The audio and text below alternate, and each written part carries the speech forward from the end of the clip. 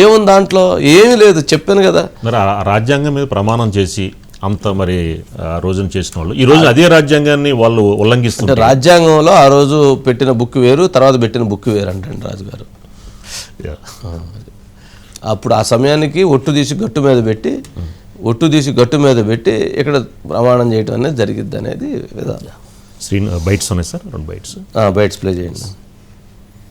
ఇప్పుడు జరుగుతున్న గ్రామ పంచాయతీ ఎన్నికలు కానివ్వండి, మొన్న జరిగిన పార్లమెంట్ ఎన్నికలు కానివ్వండి, అంతకుముందు కాంగ్రెస్ పార్టీ మీటింగ్లలో కానివ్వండి, వారి పోస్టర్లలో చేతి గుర్తులు వేసుకొని, కాంగ్రెస్ గుర్తులు వేసుకొని, రాహుల్ గాంధీతోని, మల్లికార్జున ఖార్గేతోని ఫోటోలు తిరిగి బాటంగానే ప్రచారం చేసుకున్నటువంటి సందర్భంలో ఇంకా కూడా మరి కళ్ళు కప్పే అంటే కనబడినట్టు మరి ఈ రకమైన నిర్ణయం ఈరోజు బయటపడడం అనేది మాత్రం చాలా బాధాకరమైన విషయం. దీనిపైన బీఆర్ఎస్ పార్టీ ఊరుకునేటువంటి ప్రసక్తే లేదు. ఖచ్చితంగా న్యాయ పోరాడడానికి అన్ని విధాలుగా బీఆర్ఎస్ పార్టీ సిద్ధంగా ఉన్నది. ముఖ్యమంత్రి గారిని మేము ఛాలెంజ్ చేస్తా ఉన్నాం బీఆర్ఎస్ పార్టీ నుంచి. నిజంగానే నీకు దమ్ము ధైర్యం ఉంటే, నిజంగానే నీ పరిపాలన పైన నీకు నమ్మకం ఉంటే, విరవిగుతున్నావు కదా, నేను ఇంకా 10 సంవత్సరాల వరకు నేనే ఉంటా అని చెప్తున్నావు కదా, ఎందుకు ఈ దొంగ నాటకాలన్నీ? ఈ 10 మంది ఎమ్మెల్యేలతో రాజీనామా చేపి ఉప ఎన్నికలకు రా.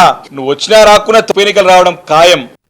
మాటికి స్పీకర్ గారు 10 షెడ్యూల్ ఉన్నటువంటి ట్రిబ్యునల్ కోర్టులో ఇరు పక్షాల వాదనలు విని మెరిట్స్ ప్రకారమే ఈ జడ్జిమెంట్ ఇచ్చిందని నేను భావిస్తున్నా. ఈ తీర్పును మేము స్వాగతిస్తా ఉన్నాం.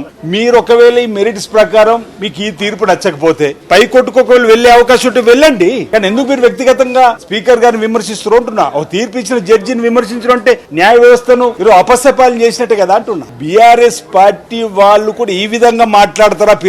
పార్టీ ఫిరాయింపుల మీద అని అడుగుతా ఉన్నా. వివేక్ గారు టీడీపీ నుంచి బీఆర్ఎస్ పార్టీలకు వచ్చినటువంటి ఈయన కూడా కథలు చెప్తే ఎట్లా? ఇక్కడ విప్పు శ్రీనివాస్ గారు భలే చెబుతున్నారు. స్పీకర్ నిర్ణయమే జడ్జి గారిని అంటారు మీ ఇష్టం అని చెప్పని ఒక రకంగా వార్నింగ్ ఇచ్చారు.